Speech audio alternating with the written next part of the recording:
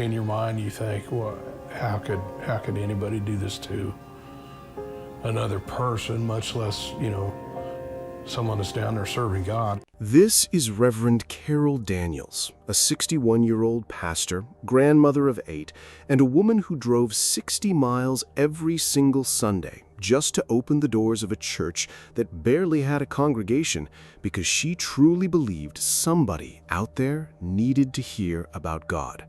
On August 23, 2009, somebody walked through those same open doors and murdered her in the most horrific way you can imagine, then left her body staged behind the pulpit in a scene so disturbing that even prosecutors with decades of experience said they had never seen anything like it.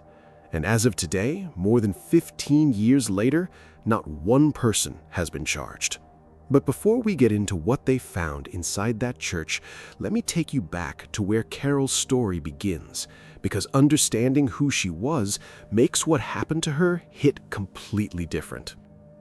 Carol Faye Dunlap was born on October 26, 1947, in Oklahoma City, Oklahoma, the second of 4 children, raised in a family where faith was not just something you practiced on Sundays, it was the whole foundation of how they lived. Carol came up sharp and driven, the kind of woman who always had more going on than people around her realized, graduating from Douglas High School in Oklahoma City in 1965 before heading off to college, starting in Dallas, and then transferring to Central State University in Edmond, Oklahoma, where she earned a degree in chemistry and biology in 1971 and became a proud member of Zeta Phi Beta sorority. The Christ Holy Sanctified Church seemed like the perfect place for Carol Daniels to minister to lost souls. There were no regular services, still Reverend Daniels would make the 60-mile drive from Oklahoma City every Sunday, eager to serve and hopefully save. That same year, she married Alvin L. Daniels, Jr., and the couple eventually settled in Spokane, Washington, where they started their family and had 5 children together: Alvin III, Galen, Quentin, Viola, and Raina. The family moved back to Oklahoma in 1978, and even after all of that, Carol kept pushing herself academically, picking up an associate's degree in health technology and racking up nearly 50 hours toward a master's degree in health administration on top of that. She was never the type to sit still and be comfortable. But what Carol ended up pouring the most of herself into was ministry.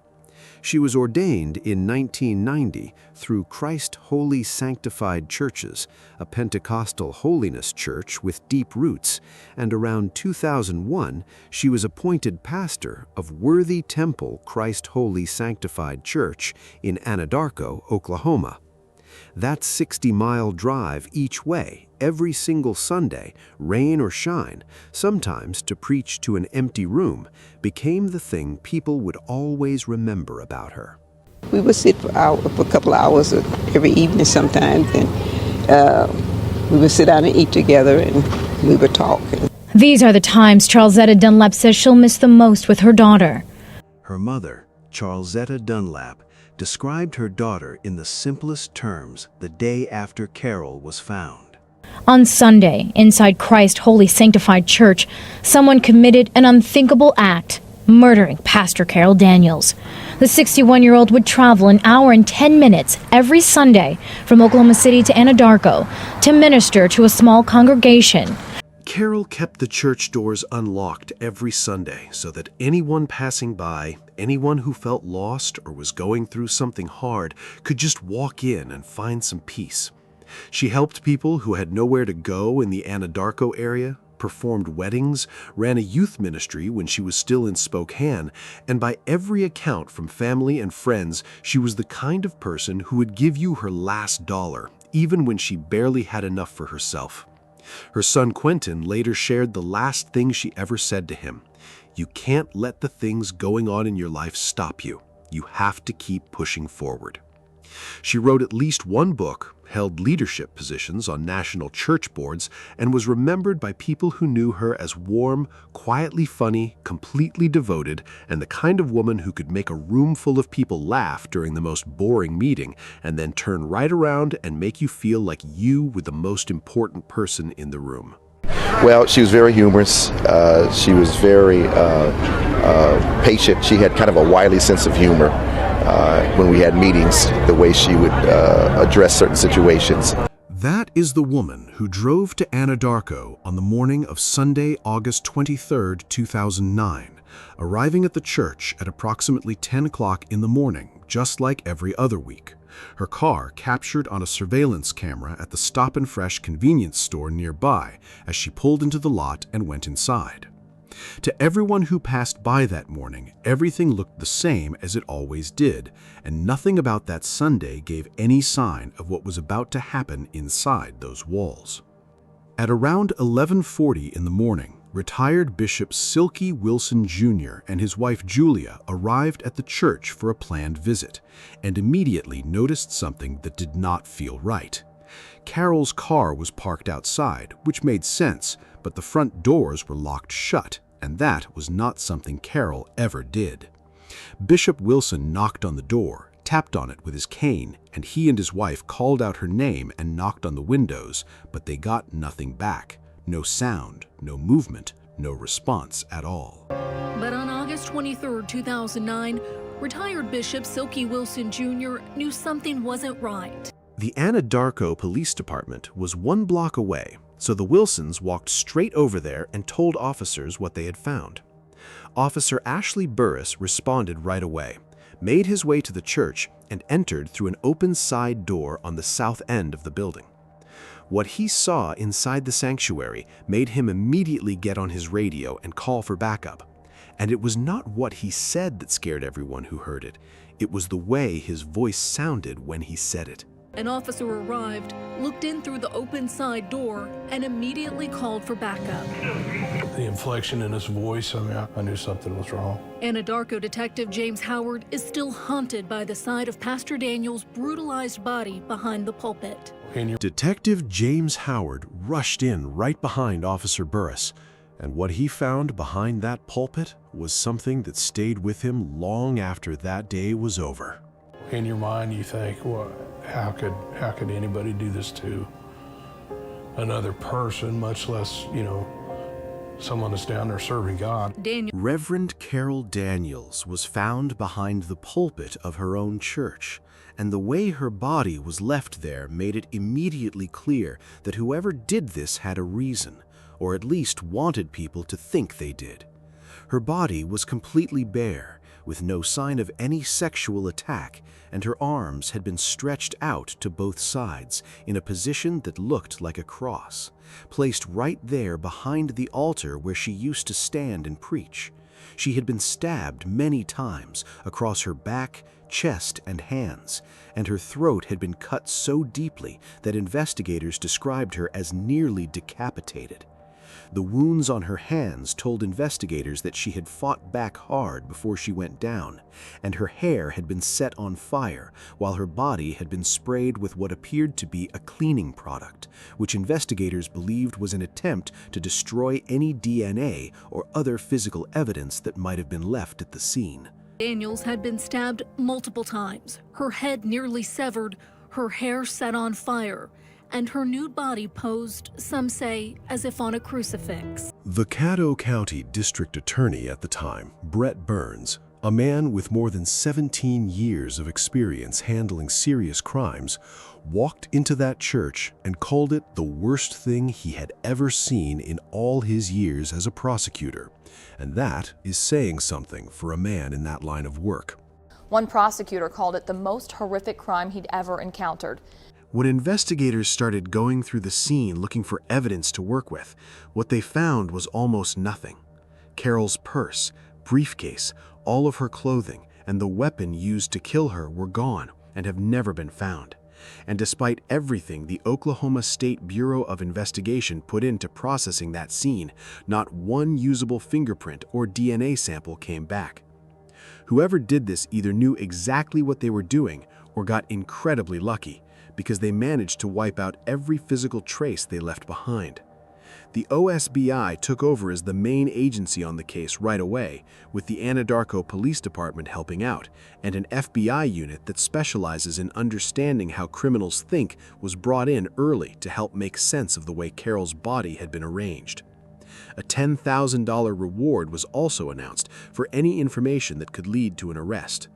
The only visual evidence investigators had to work with was a blurry image from that convenience store camera nearby, which showed a figure dressed in all white leaving the area around the church near the time of the killing, but the video quality was too poor to identify anyone from it. Investigators say only this never-before-aired surveillance video seems to provide evidence of something suspicious: a blurry figure wearing all white, and plenty of potential witnesses. You also have to understand the layout here to really appreciate how much this baffled these two people. Anadarko is a small town of around 6,500 people, and the church sat right on a busy street, with the police station literally one block away, and houses on both sides of the building. The fact that whatever happened inside those walls, the struggle, the screaming, all of it apparently did not reach a single person outside, had everyone stuck from the very beginning. As you can see, the church sat on a well-traveled street with the police department just a block away and houses right next to the location of the church building. That is the thing that has so many people baffled, how the pain, screams, and suffering going on in the building could not be heard. Crime experts brought in to look at the scene offered very different takes on what the staging and the violence meant. Crime scene expert Vernon Jeberth noted that posing a body like this happens in fewer than 1% of all murders, and usually points to personal anger or an attempt to confuse investigators. Criminologist Jack Levin described it as a signature move, arguing the killer wanted the scene to be found and to terrify people. Forensic expert Brent Turvey saw the cleaning spray, the missing clothes, and the burned hair as practical evidence destruction, and noted those methods could point toward a female offender. Forensic pathologist Dr. William Mannion argued the sheer level of violence showed someone who had a personal reason to be that angry and stayed long after Carol had stopped fighting back. All of those opinions were floating around, and meanwhile the whole town of Anadarko was talking, because in a place that small, everybody thinks they know something. Some people were whispering about a serial killer moving through the area. Others were saying it was racially motivated, because Carol was a black woman leading a church in a small Oklahoma town, and online communities were going hard on the theory that it was some kind of ritual or spiritual attack.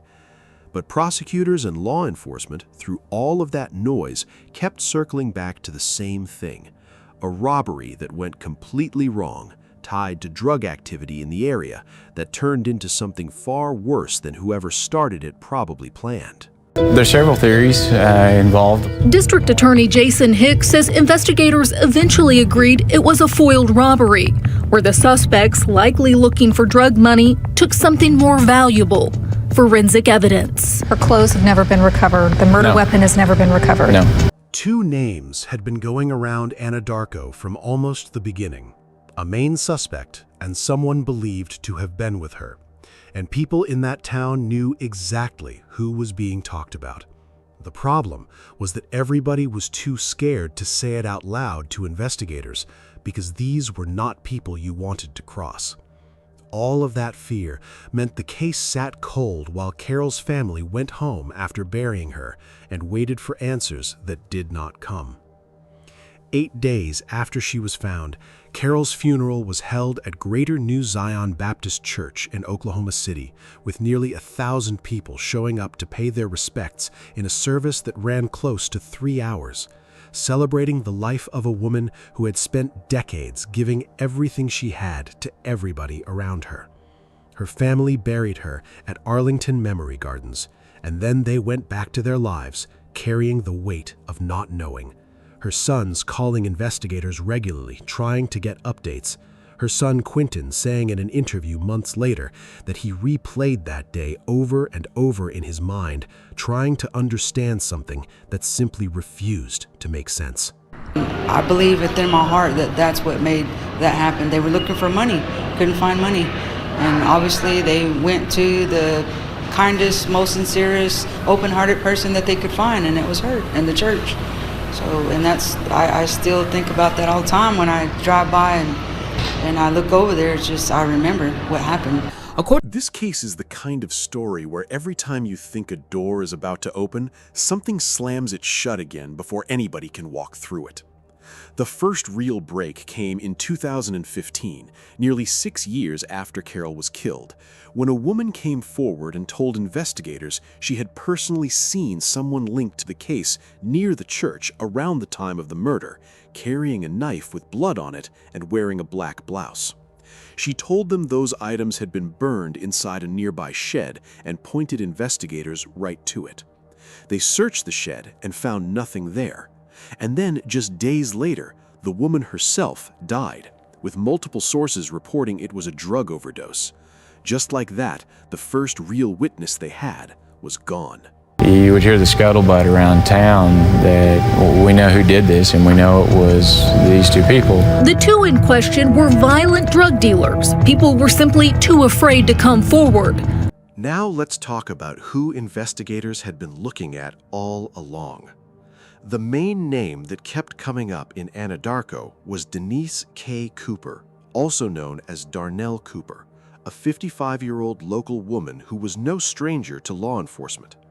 Her record included a 2003 conviction with assault with a dangerous weapon, and a later case where she was caught selling drugs to a police informant out of her apartment in Anadarko, for which she took a guilty plea in 2012 and received 25 years of probation. Town talk had been pointing at her and a second person since nearly the beginning, and investigators eventually confirmed she was the main focus of their attention, though no public evidence linking her directly to Carol's death was ever released. In 2017, Caddo County District Attorney Jason Hicks took the case to a multi-county grand jury specifically to look at whether Cooper and any accomplice could be charged in connection with Carol's murder. But before Cooper could ever be called in to give testimony, she died of cancer on February 21, 2017, and with her went any real chance of the grand jury returning an indictment. My head just trying to figure out why. It came out of nowhere. My imagination, I replay things. I replay the day almost every day in my mind. 61-year-old. The grand jury still heard from other people connected to the case. Cooper's son Jimmy testified briefly and told reporters outside that he did not believe his mother had done anything wrong. Kevin Mahan, a prisoner who was transferred specifically to appear before the grand jury, showed up and then essentially refused to say anything useful, which in itself told investigators something about how much fear was still controlling people's willingness to talk. No charges came out of any of it, and the second suspect, the person believed to have been with Cooper, has never been named publicly to this day. What DA Hicks said publicly about where things stood is one of the most striking things in this entire story, because he was not pretending the case was hopeless, but he also was not pretending they had what they needed to do anything about it. All the time. Just have no information too. That right there is the reality of this case. The people who were supposed to be most responsible for getting justice for Carol apparently died before they could be held to account. The witnesses who knew something were either too scared to talk or ended up dead before they could finish saying what they knew. And the physical evidence that was needed to actually take this to a courtroom was destroyed or removed from that church the same day Carol was killed. No arrest was ever made, no trial ever happened. No one ever sat before a judge and answered for what was done to her. By 2010, the church itself had been torn down, and in its place, a small memorial was put up, with 2 stone benches, a marker carrying Carol's photo, and a cross inscribed with the letters IHS, standing for In His Service, which was exactly the way her son Galen described who she was. At this moment, we're clueless, but somebody knows. God knows, so somebody else knows. It's going to be solved. On the 15-year anniversary of Carol's murder in 2024, a reporter went back to Anadarko to check where things stood, and the OSBI described the investigation as cold but still open. One of Carol's sons publicly said he believed the whole thing had been mishandled from the start, and that investigators were no longer really pursuing it, even as the agency maintained they were still working it. The community members who remembered Carol still talked about her with real warmth, but they also talked about the fear that had gripped that town after she was killed, the feeling that whoever did this was still walking around free, and that speaking up had always come with a price. There's still days you just kind of wonder what would it be like if she was just around. Carol's mother, Charlesetta Dunlap, lived to 97 years old, passing away on January 2, 2026, never having seen one person held accountable for what happened to her daughter. She outlived the main suspect, outlived the key witnesses, and carried that pain with her until the very end. The OSBI still takes tips on this case at 1-800-522-8017 or at tips@osbi.ok.gov. As of early 2026, there are no arrests, no charges, and no resolution. A woman who kept her church doors open every Sunday for anyone who needed to walk in, who drove 60 miles each way on pure faith, was murdered inside her own sanctuary, staged in a way clearly meant to send a message, and the people who did it have never had to answer for a single thing. Someone in Anadarko knows what happened. They have always known. And Reverend Carol Daniels deserved so much better than a cold case file and a stone bench where her church used to stand. Do you think the people of Anadarko who know the truth will ever come forward, or has too much time passed for this case to ever see justice? Let me know what you think in the comments. Click on one of the cards on your screen to see more videos like this one. See you in the next one.